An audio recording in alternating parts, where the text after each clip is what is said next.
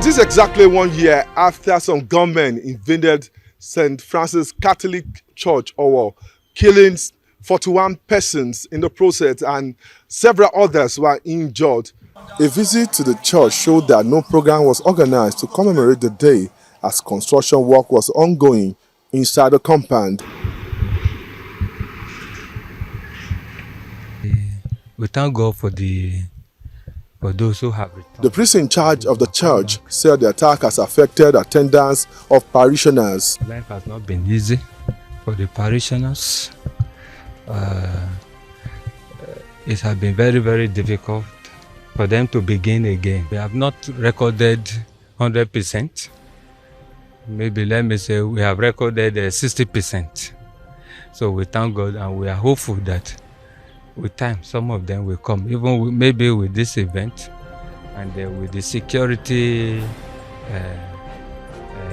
architecture. The Olowo of Owo, Oba Gbadegesin Ogunoye, is disturbed because security agencies have not come up with the identities of the killers. The prosecution should have started after much investigation. We are surprised that nobody is talking about that again. It behoves on government, particularly the security agencies, to live up to expectation in that regard. There must be investigation and there must be prosecution. Those people that lost their lives cannot just be forgotten so easily like that. We are therefore calling on government to once again live up to expectations. The security agency must come out and give us information about those who have been arrested. In the meantime, a memorial park built to honor the deceased is ready for commissioning. The second week of the Tinubu presidency starts with a tour of the country's newly built Counter-terrorism Center, inaugurated in March. President Bola Tinubu had said security will be a top priority of his administration, and his first visit to this critical security infrastructure is to get up close to the country's counter-terrorism strategy. What I've seen here is a demonstration of intelligent effort to counter terrorism. It must be backed by knowledge. Counter-terrorism that is not backed by knowledge is not going to be of any service to any nation. For Mr. President, he believes the failure of security agencies to share intelligence has also slowed down government's efforts to fight terrorism despite huge funding. The effort of the entire armed forces of this country must be put together in a way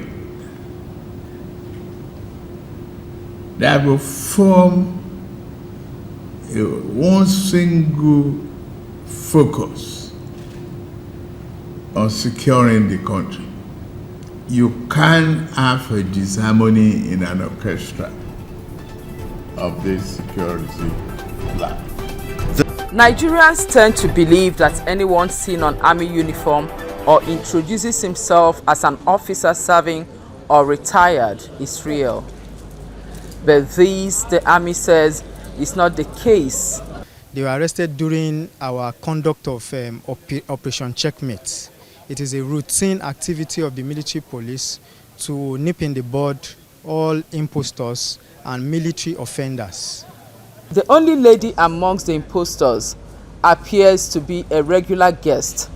As we were told, this is her third time of being arrested and handed over to the Nigerian police. But somehow she finds her way out, not only back to the streets, but also back in the same crime.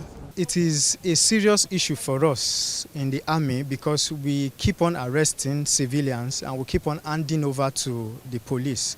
Within the space of 2 years, I'm sure that we have handed more than 180 impostors to the police. And how they get out of there so easily is what we cannot say. While these ones were paraded, This other man, whose passport the army provided for journalists, also parades himself as Brigadier General, Colonel, Defense Attaché to France, and other ranks, was arrested earlier in the year. For close to 3 months, he has not showed up at the division.